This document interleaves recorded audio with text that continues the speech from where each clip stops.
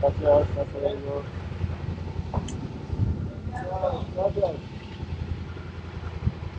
Hallihallo, mein Name ist Ruti. Heute geht es 4 Tage lang quer durch Bolivien, vom Dschungel bis ins Altiplano. Hitze, Kälte, Regen, Blockaden, Verkehrschaos, neue Travelfreunde und wie immer die fantastische Natur Südamerikas. Ich wünsche viel Spaß beim Roadtrip nach Titicaca.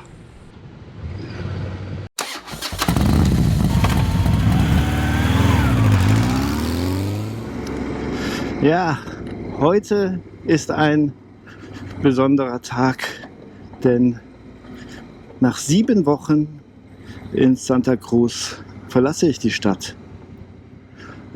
Nicht, weil ich will, ich wäre sogar noch länger geblieben. Mir gefällt Bolivien super gut.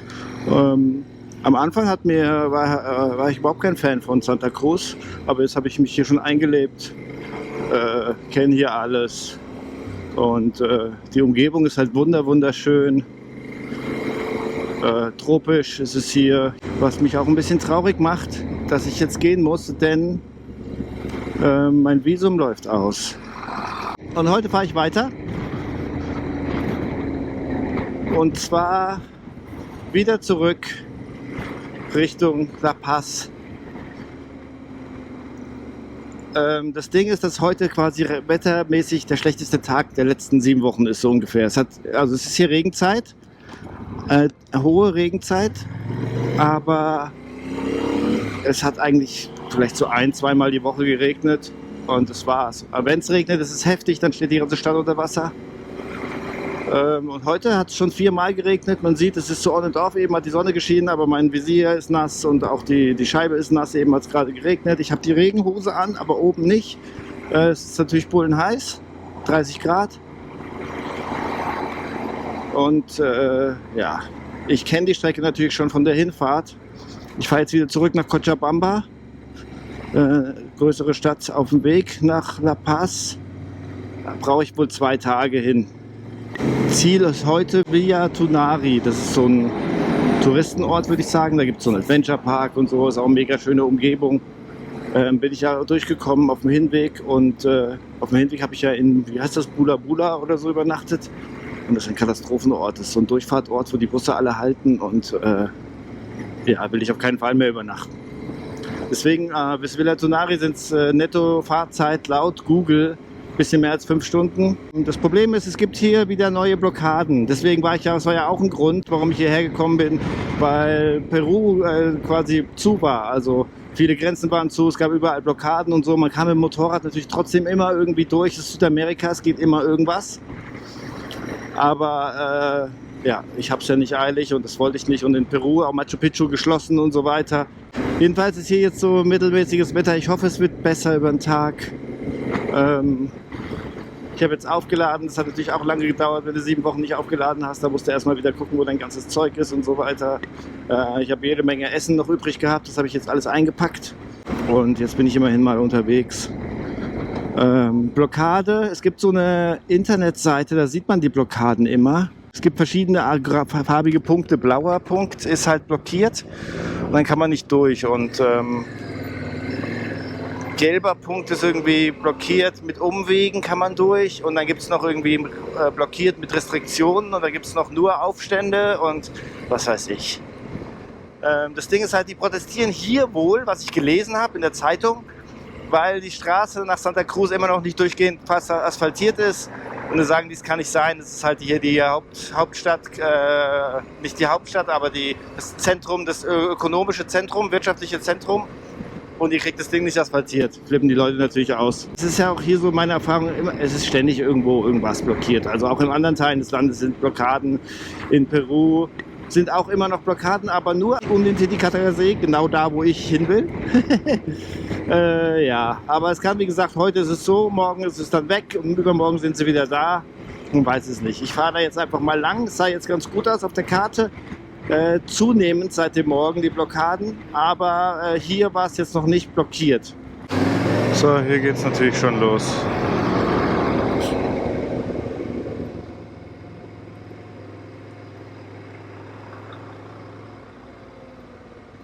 Mann. Nur um jetzt durchzusteigen und dann gucken, was passiert.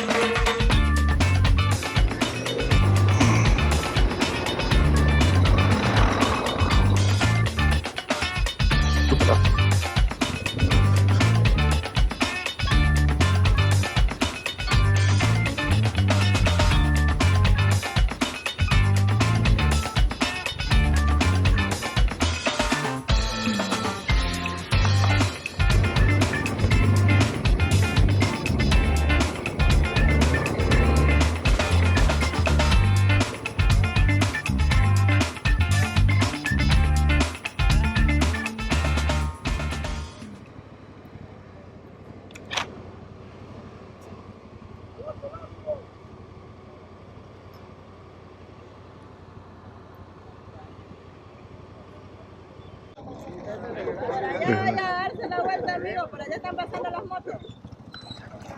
¿Dónde? Por el otro carril. Ah, acá. Pasa por acá. Ah, Vaya a darse la vuelta y por allá lo van a dejar pasar. acá? Also wieder zurück den ganzen Weg. Ohne dass man sich hier aufs Maul legt. Es ist hier schon ziemlich rutschig, kann man sagen. So, jetzt bin ich hier am Wendepunkt. So, jetzt, ich bin durch. Sieht noch nicht so aus, aber jetzt habe ich natürlich gerade die Kamera ausgehabt. Es gab hier einen riesen Aufstand, um mich herum eine Traube. Aber nicht wegen mir, sondern Teneré. Ja, Teneré, City Center, ja, ich habe eine alte, la, dies, das. Die ganzen Taxifahrer und so kamen. Und dann so, ja, du kannst durch. Ja, hier haben wir sogar ein Auto, also manche Leute lassen sie durch. Ich glaube, Motos lassen sie allgemein durch. Man weiß es nicht. Ich glaube, wenn ich jetzt hier durch bin, habe ich es erstmal geschafft mit den Blockaden.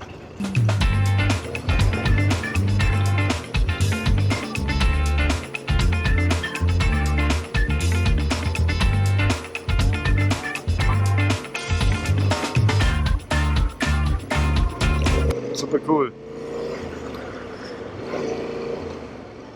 Also, so wie es aussieht, bin ich durch. So, ich habe einen Rockstep zerrissen, das hat eben Ratz gemacht und habe ich so, ach du Scheiße, was ist jetzt passiert? Das muss da irgendwo reingekommen sein. Ah, hier. Oh, fuck. Er hat sich ums Rad gewickelt und hat den Rockstrap zerrissen. Da könnt ihr vorstellen, wie viel Druck da drauf war. Das ist natürlich jetzt richtig scheiße gelaufen.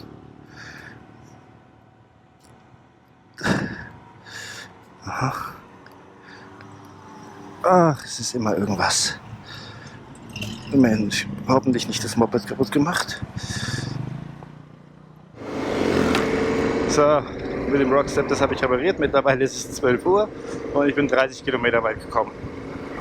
Aber den Roadblock bin ich schon mal vorbei.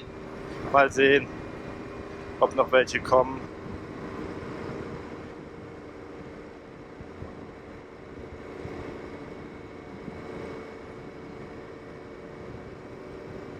Es gibt halt immer irgendwas hier in Bolivien, Peru und so weiter. Ja, diesmal ist es eben, da war es eben diese Asphaltgeschichte und auch irgendwas mit dem Dollar. Man kann sehr schlecht Dollar bekommen im Moment hier im Land. Da sind dann kilometerlange Schlangen und so. Also, ja. Irgendwas ist immer und wenn die dann sauer sind, wird blockiert. Aber die sind immer alle super nett zu mir. Also ich bin erst in 3 Blockaden oder so gewesen, aber da waren sie immer super nett. Weil sie die Teneré so mögen. So, 3 Meter gefahren. Nächste Blockade. ¿Dónde? Oh, holy shit. Okay.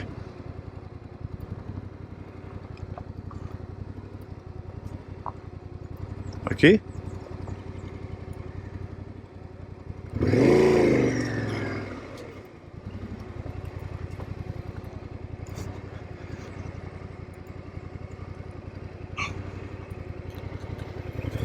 Gracias.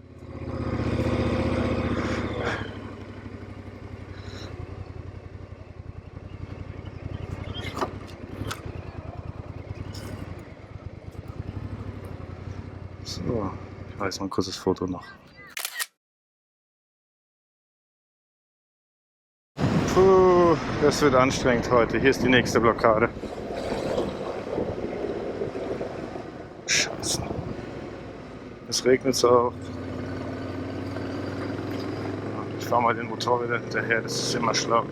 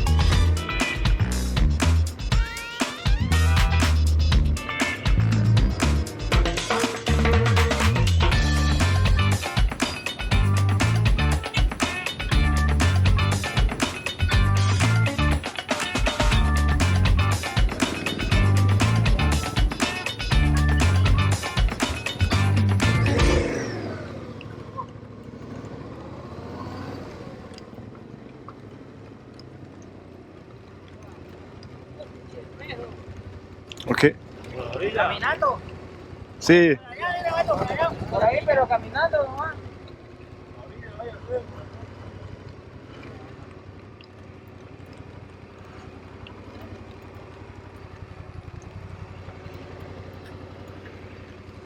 Jetzt zeigt es richtig.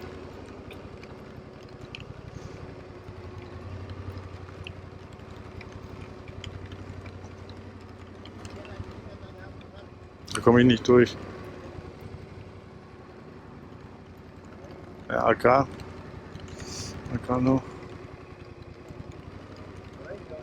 Okay.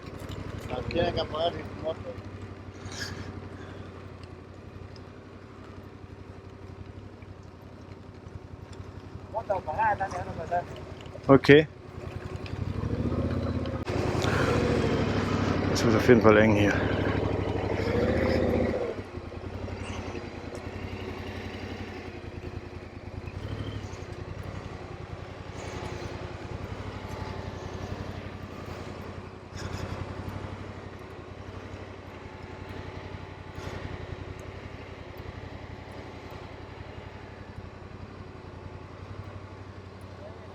Acá? Ah.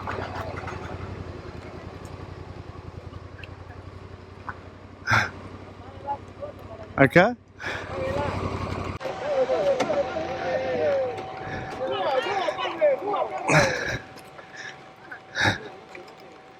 Gracias, gracias.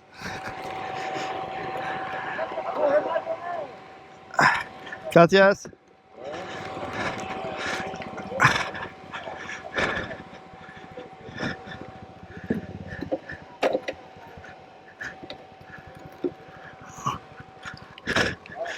Gracias.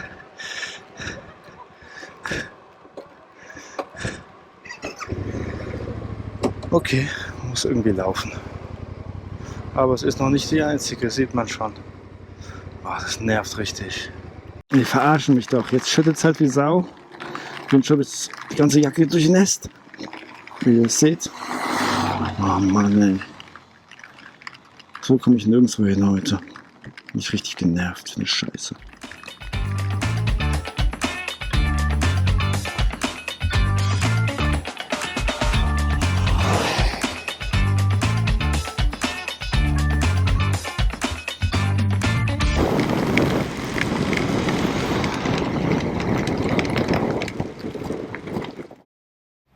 So, Via Tunari eingecheckt und ich habe ja gesagt, dass es hier ganz schön ist.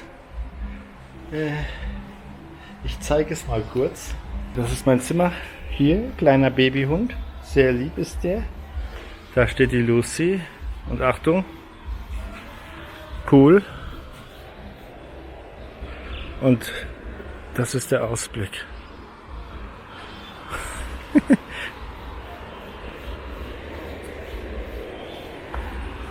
Kokosnüsse. Das übertrifft alles, was ich erwartet habe. Auf iOverlander hatte ich es entdeckt. Sehr günstig. 11 € zahle ich jetzt. Mit Frühstück. Ich glaube, das ist in Ordnung. Und es ist halt wirklich, ich zeige es nochmal kurz.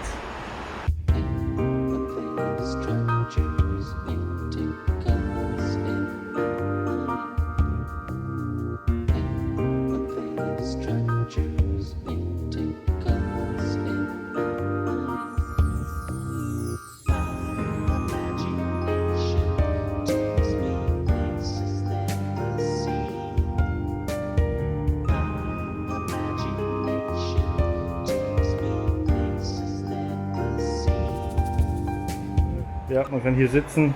Das ist halt spektakulär. Man kann sogar in der Hängematte liegen und da, also man kann hier ruhig noch eine Woche verbringen oder so. Aber ihr wisst ja, ich bin auf dem Weg nach Peru.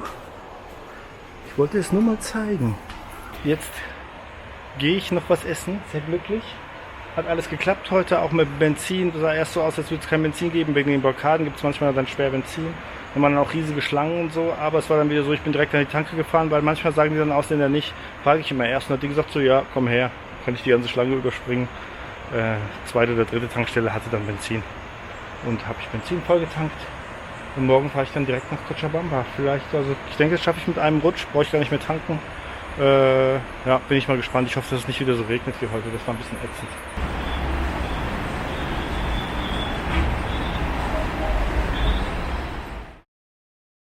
Guten Morgen, weil hier alles so toll ist, wollte ich mal kurz zeigen. Hier gibt es auch Babykatzen, nicht nur Babyhunde. Hallo. Hallo, hallo. Nee, da wird jetzt nicht reingegangen. Wir haben schon hier die ganze Zeit... Ey! Da raus. Ab.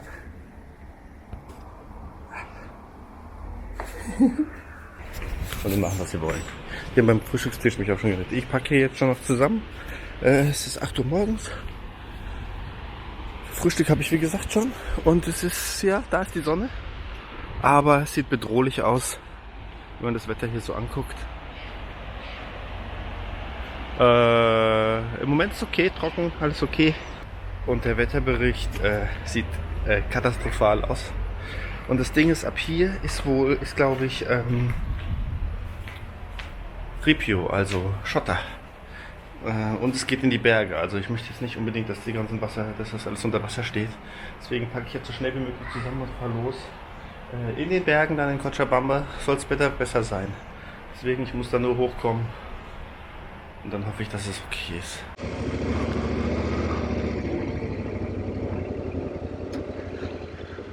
Gracias, hasta luego.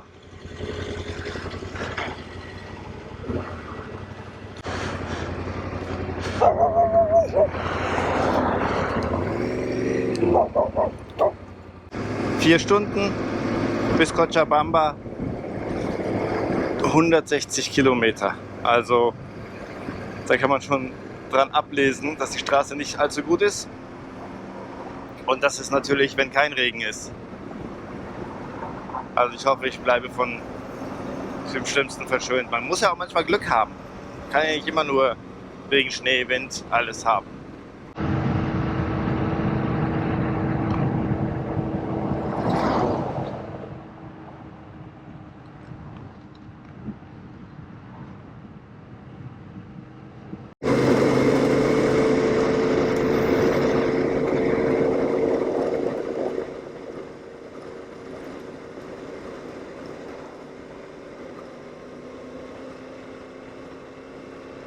Ich hatte gestern noch Probleme mit meinem Handy.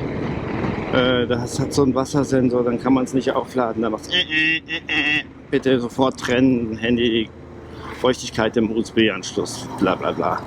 Ich weiß nicht, das hat es früher nie gemacht. Irgendwann war es dann ganz leer und dann habe ich ein anderes Kabel genommen und dann konnte man es einfach aufladen. Und dann habe ich es mit dem Kabel wieder aufgeladen, war alles okay. Und jetzt hatte ich es aufgeladen. Und dann habe ich jetzt musste man hier an so einer Baustelle warten, habe ich das Motorrad ausgemacht, wieder angemacht und dann hat er gesagt, war nass, obwohl ich keinen Wasserkontakt hatte. Irgendwas stimmt da nicht. Jetzt kann ich es wieder, wie gesagt, wieder nicht aufladen, was richtig scheiße ist. Deswegen bin ich so froh, dass ich mittlerweile den Quad-Lock Wireless Charger habe und mit dem Mist nichts mehr zu tun haben muss.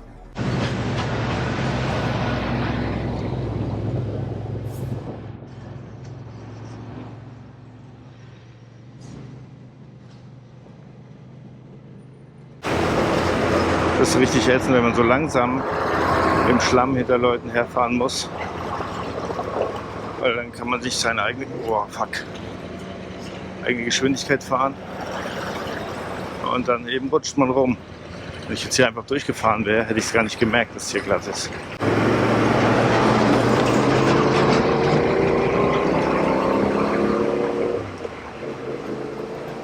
Aber wenn es nass ist, hat man diese Rutscherei und den Schlamm und alles richtig ätzend. Wenn es trocken ist, hat man den Staub von den Trucks.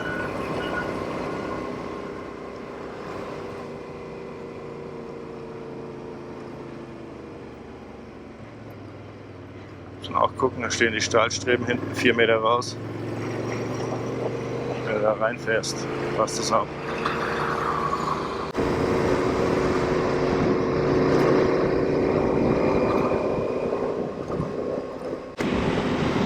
So, wenn ihr hier so schaut, bin ich angekommen oben. Ist auch kalt, mal schauen.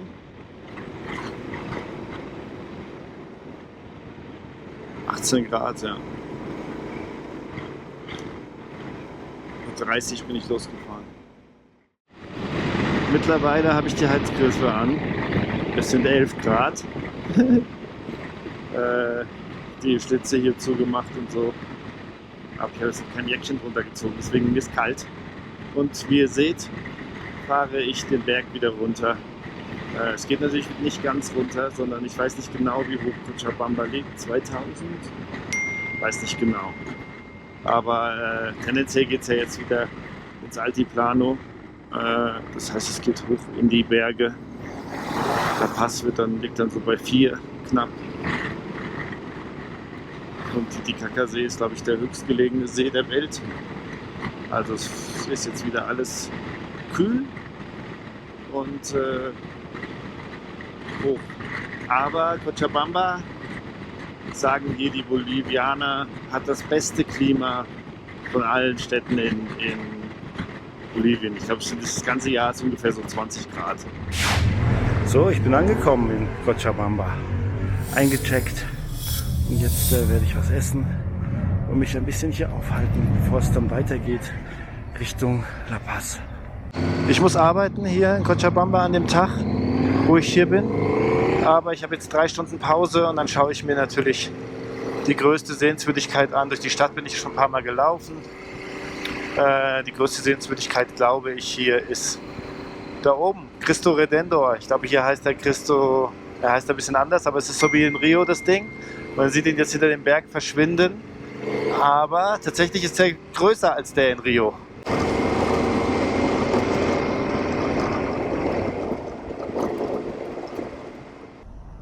Hier sind jetzt ein paar Informationen. Höhe vom Meeresspiegel, das ist vielleicht interessant. 2840. Ich habe gestern gesagt, Cochabamba vielleicht so 2000 Meter. Ist tatsächlich schon 2600 Meter. Und tatsächlich, weil ich jetzt so lange im Flachland war, hatte ich gestern Kopfschmerzen bei 2600 Metern. Was ja echt schwach. Ja, und das hier ist natürlich noch ein bisschen höher. Und da ist er.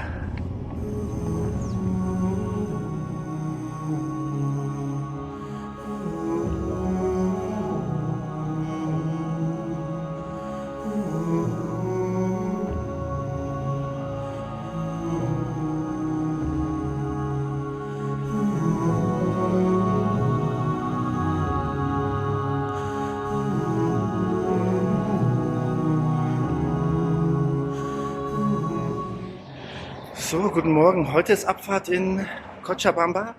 Natürlich fängt es pünktlich zur Abfahrt an zu regnen. Ihr seht, es ist wunderschönes Wetter. Und ich bin nicht alleine unterwegs, denn ich habe 2 Biker getroffen. Schönen guten Morgen. Genau, auch aus Germanistan. Und zwar Erik, Spurwechselkanal. genau, hat auch einen YouTube-Kanal und Hallo, ich bin die Marisa von Motorricta, einen spanischen Kanal. Könnt ihr mal schauen? genau, könnt ihr euch mal anschauen. Ich verlinke das in meinem Blogartikel und auch in der Videobeschreibung. Könnt ihr reinschauen. Und GS natürlich. Hier und hier. Ja, mal schauen. Wir sind alle im Regenoutfit. Also bei Ihnen, die haben automatisch Wasserpflicht. Ich habe mein wunderschönes Regenoutfit an. Und wir fahren jetzt los. Da geht's raus Richtung La Paz.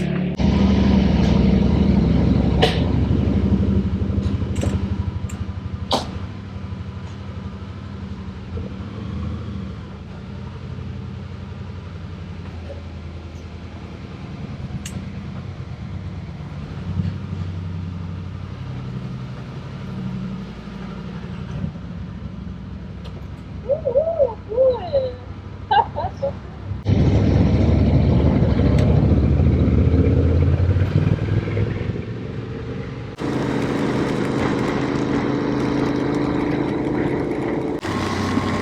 Boah, jetzt ist es echt ätzend.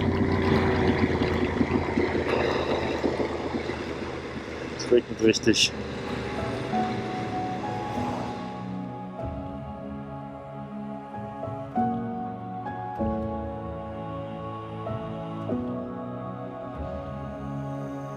Zwei Stunden wirklich im strömenden Regen gefallen. Es waren 6 Grad. Es ist richtig kalt. Finger abgefroren. Ist auch klatschnass alles. Heizgriffe natürlich auf volle Pulle, aber ja, ihr kennt ja das Problem, meine Heizgriffe, die irgendwie so halb warm machen. Besser als nichts. Aber jetzt hier ist auf 8 Grad wieder angeschwollen. Die Sonne scheint, es regnet nicht oder nur so leicht irgendwie. Oh, es fühlt sich schon besser an. Ich habe im ganzen Körper Gänsehaut. Meine Füße sind auch gefroren. Boah, es war kalt. Ich konnte jetzt auch nicht anhalten. Ich bin jetzt einfach gefahren. Ich musste das jetzt durchbeißen. 210 noch bis La Paz. Ja, irgendwo übernachten auf dem Weg wäre okay. Und dann bin ich auch schon zufrieden. Ich bin zufrieden, dass wir über diesen Pass gekommen sind. Tippitoppi.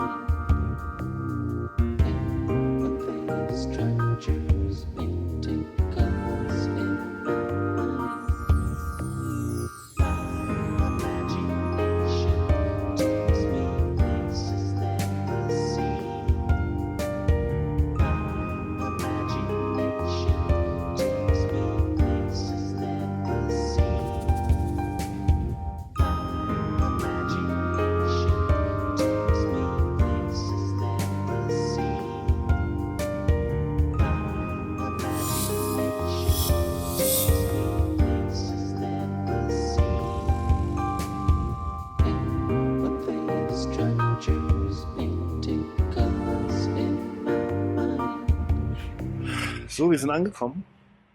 Die Mopeds stehen hier. 7 Euro pro Person ist in Ordnung. Es gibt keine Heizung. Es sind 10 Grad ungefähr. Jetzt gerade. Es ist sehr, sehr kalt. Um nicht zu sagen eiskalt. Und geteiltes Bad. Das ist okay für eine Nacht. Und jetzt nehme ich erstmal abladen, Kette sprayen und dann eine heiße Dusche und raus aus den Klamotten. Umgekehrt. Guten Morgen, gleicher Ort. Ja, ich habe so mittel geschlafen. Es war nicht zu kalt, es gab dann immer so 5, 6 Decken. Es war nicht zu kalt, aber ich habe halt auch angezogen, da drin gelegen. Keine Heizung, kalt. Ja, jetzt geht. Es regnet nicht. Blauer Himmel, wie man sieht. Ich weiß nicht, 15 Grad geschätzt. Und wir sind abfahrbereit. Also Marisa ist schon lange abfahrbereit. Aber ja, ich glaube, man wartet auf mich. Ja, und jetzt möchte ich einmal hier vorführen. Typisch bolivianisch, peruanisch. Coca-Blätter. Ja. Ich habe ja schon den Tee schon mal gezeigt. Und du kannst das jetzt mal erklären. Die sind angereichert mit irgendwas? Genau, das nennt sich Machucara. Das ist also eigentlich Coca-Blätter, aber da ist noch drin Stevia zum Süßmachen, weil das Coca selbst ziemlich bitter ist. Und dann ist noch drin Bicarbonat, also letztendlich Soda, was, soweit ich mich jetzt orientiert habe, mit der Wirkung zusammenhängt, dass das irgendwie intensiviert wird oder irgendwie schneller wirkt oder keine Ahnung. Genau genommen ist Coca halt dafür da, dass das Blut eher in der Lage ist, mehr Sauerstoff anzureichern, was halt hier in der Höhe echt wichtig ist. Das hält wach und es hilft der Verdauung auch und es ist überhaupt für alles gut. Genau, also bei mir wirkt es auf jeden Fall schon die ganze Zeit und der Rudi probiert es jetzt einfach mal aus. Genau. Ich habe bisher immer den Tee, habe ich ja schon mal gezeigt, schon öfters, dass ich den benutzt habe. Aber tatsächlich habe ich es noch nie gekaut und das ist ja der Klassiker. Alle Einheimischen haben immer hier so Hamsterbacke. Genau, Hamsterbacke. Und man kann hier nicht durchreisen, ohne das mal probiert zu haben eigentlich. Und deswegen, jetzt ist es für mich soweit, ich bin gespannt. Also, ich nehme jetzt wie viel? Einfach So eine Handvoll, ja, gar nicht so. mehr Das ist gut. Ja? Ja. Und dann machst du das so ein bisschen einen Ball draus und dann schiebst du die einfach so in die Backe. Tasche. Genau. Und du kaust das auch gar nicht, sondern du hast ich lässt wechsle es ab und zu einfach. mal die Seite und Okay. mehr ist es dann auch nicht. Ja, das wird dann langsam Okay. feucht durch den Speichel und dadurch werden dann die Wirkstoffe langsam ausgelöst. Mhm. Ja, man schmeckt, dass es angereichert ist, weil es süß ist. Genau. Ja, ich werde mir später Rückmeldung geben, ob ich was fühle. Ja, und da ich heute so Kopfweh habe und so, ist es halt auch bestimmt gut. Aspirin habe ich genommen, ist auch immer gut für die Höhe. Es gibt so Höhentabletten hier, so Rochi-Pills heißen die. Das ist irgendwie super starke Aspirin und da sind noch irgendwelches anderes Kram drin, die kann man hier in Apotheken kaufen für die Höhenkrankheit. Ich habe jetzt einfach 2 Aspirin bekommen von der Marisa. Die steht übrigens da hinten, falls man es sehen kann. Wartet schon und jetzt noch das Coca dazu. Ja, jetzt geht's los. Titicacasee heute. Finally. Ja, Copacabana, wir kommen.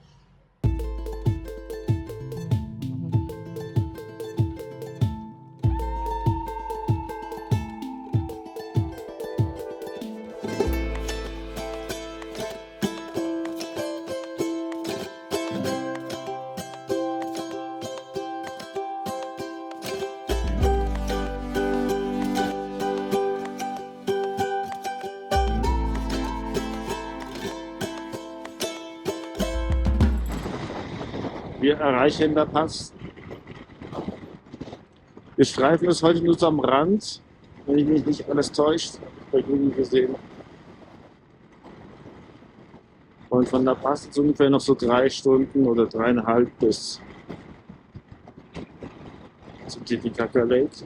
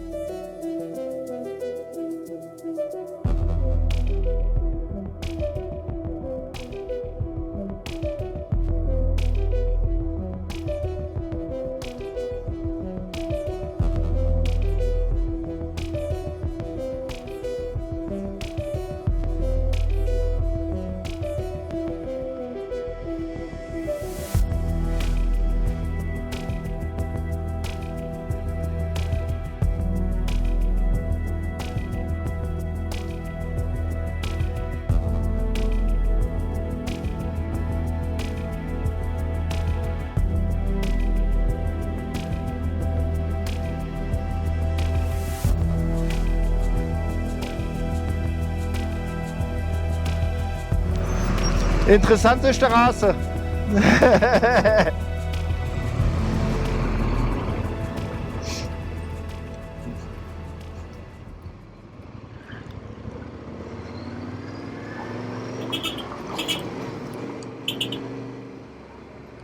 So ist Bolivien. Ein Traum. Was macht er jetzt? Ja, Typ. La Paz haben wir hinter uns gelassen und es ist 100 Kilometer bis Copacabana. Man sieht da heftiger Regen. Das und da kennt ihr noch den Tempo und da geht es richtig runter. Hier ist alles trocken und da ist blauer Himmel und schneebedeckte Berge. Auch nicht, wie gut man das erkennen kann. Aber dann sieht man auch, wie hoch man ist. Also wir haben dann, wo wir übernachtet haben, war es schon 3,8. Hier ist auch so wirklich 3,8, hier ungefähr. Also es ist sehr hoch. Altiplano. Lago Titicaca.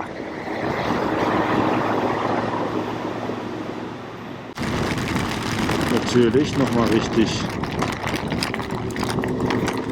Regen.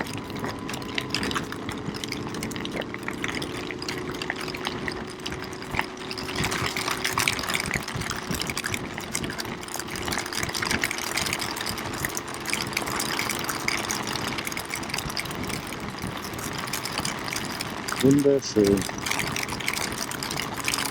Aus Hagel. Seht ihr das?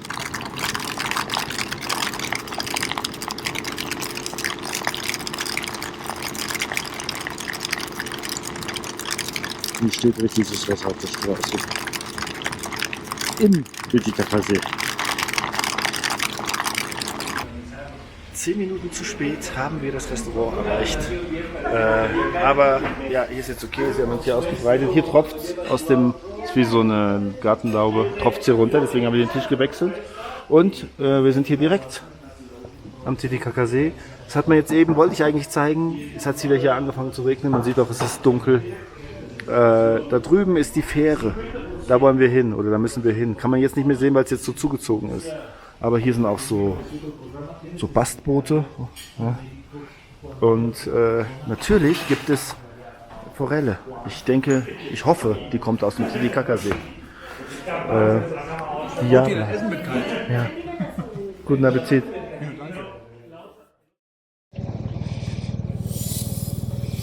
Können wir da drauf fahren?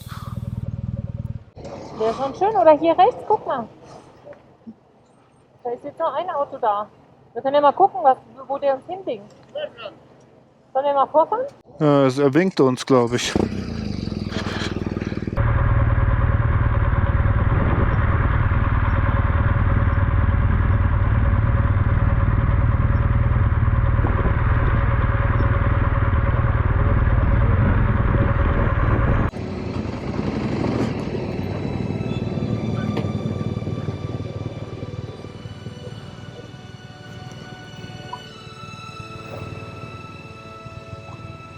Ah. Wir müssen rückwärts wieder runter.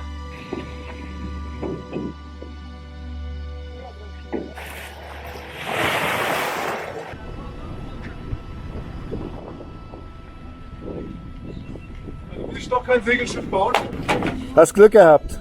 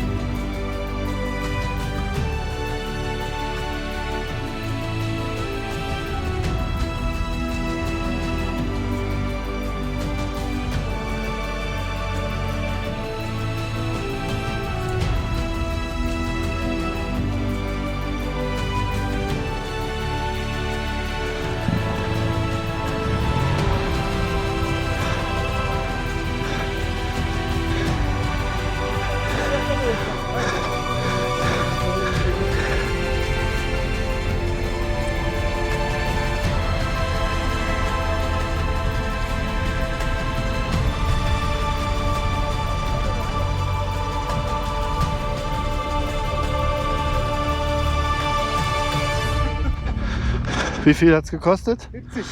Für 3 Personen. Ja. 70. Vielleicht gibt es einen Grundpreis irgendwie bei Promotion. Fürs Schieben nochmal 3. Ja, genau. Oh, was. Bei der Höhe ist es halt auch brutal anstrengend. Wahnsinn. Gut, das hätten wir.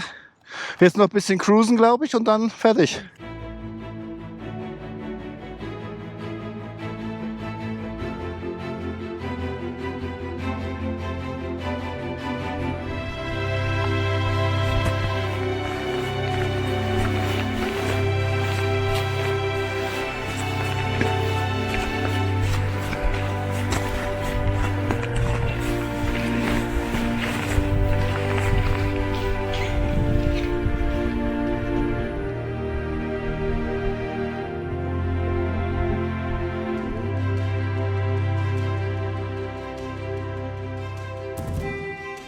...4000 Meter hoch, 300 Meter tief, 15 Mal so groß wie der Bodensee, das höchstgelegene schiffbare Gewässer der Welt und der Geburtsort der Inkas.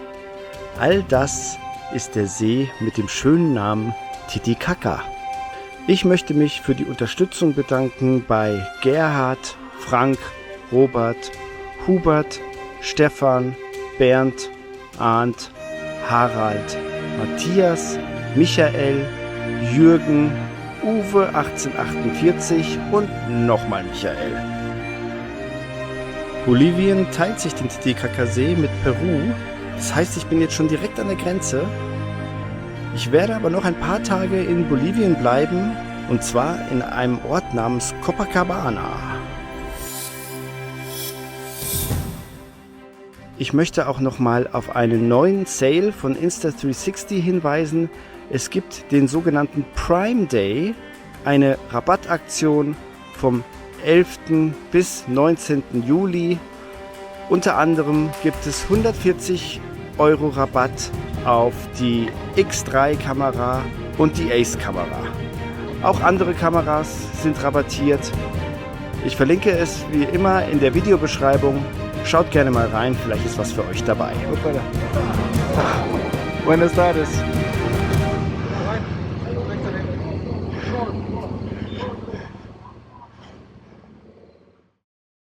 Man sehen kann, aber hier sind zwei Hasen, es ist schon ziemlich dunkel. Die an meinem Moped rummachen. Ist halt schön warm, deswegen wahrscheinlich. So, jetzt mal mit Licht. Wo ist der andere? Weiß man nicht. Da sind beide. Ja, ich habe damit eingecheckt, bin offiziell am Titicaca-See angekommen. Road to Titicaca ist beendet. Ich werde jetzt hier noch ein bisschen Kette sprayen. Hat hier geregnet wie Sau. Ist wahrscheinlich trocken. Die Haube drüber machen. Und beim nächsten Mal geht's weiter vom Titicaca-See. Und dann auch mehr Infos, wie ich nach Peru kommen will. Und dann bis zum nächsten Mal. Macht's gut, euer Ruti. Tschüss.